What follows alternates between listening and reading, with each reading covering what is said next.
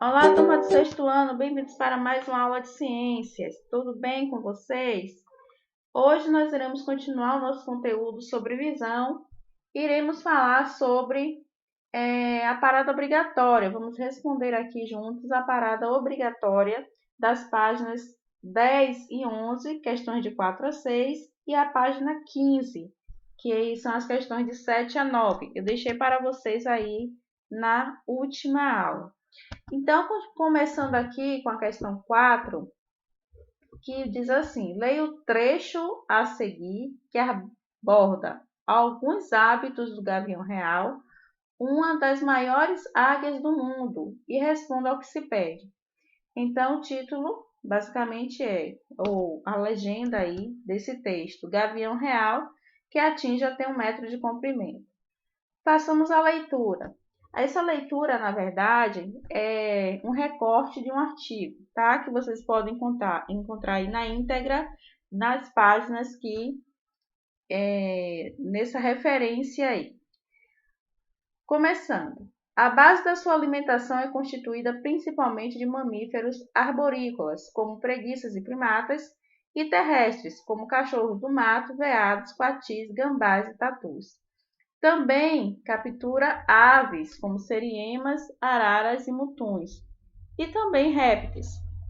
Caça por espreita, fica pousado procurando suas presas por longos períodos, o que a torna discreta e pouco notada, apesar de seu grande tamanho.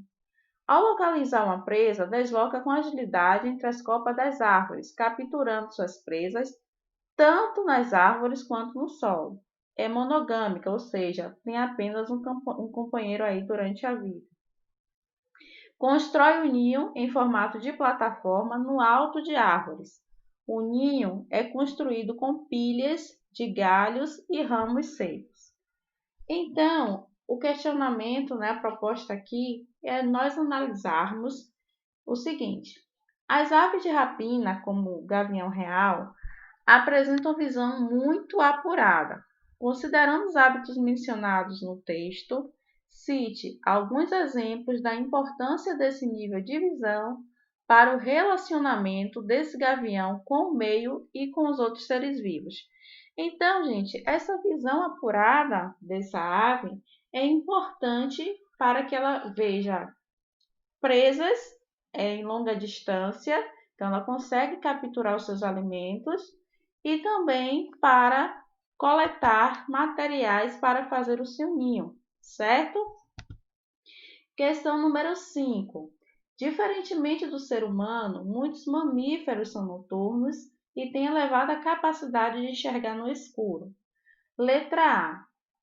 Em comparação com os olhos humanos, os olhos desses animais devem ter que tipo de fotorreceptores em maior proporção? Justifique. Lembro a vocês que eu falei na última aula que a retina ela possui 2 fotorreceptores. Um que é mais sensível à luz e o outro que é menos sensível à luz. Então, vejamos. Nesse caso aqui, esses animais noturnos, eles têm bastonetes em maior proporção. Por quê? Porque esse tipo de fotorreceptor, os bastonetes, eles são eficazes em captar a luz. Então, isso é muito importante em ambiente com baixa iluminação. Letra B. A partir da resposta que você deu no item anterior, que diferença deve haver na imagem formada por esses animais? Vejam bem, essas imagens elas não devem ser muito coloridas, tá? Já que os bastonetes, eles apenas distinguem o preto do branco. Então, quem são os fotorreceptores responsáveis pela coloração? São os cones, certo?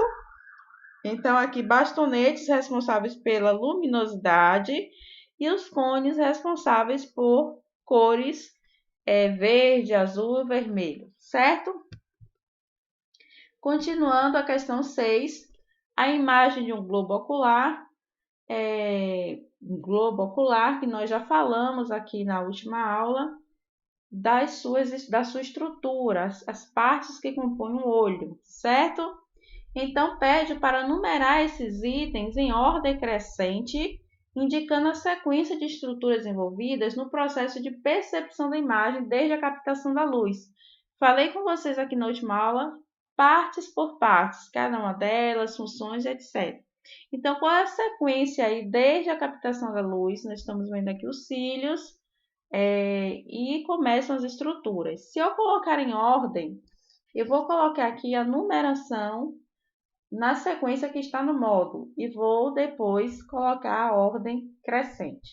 Então, a retina, número 6, o humor aquoso, número 2, nervo óptico, número 7, córnea, número 1, lente, número 4, humor vítreo, número 5, pupila, número 3 e cérebro, número 8. Então, a sequência da parte mais externa, ou seja, da parte de fora, que nós conseguimos ver aí a frontal do olho, até a parte de dentro, que faz a ligação com o cérebro, qual será?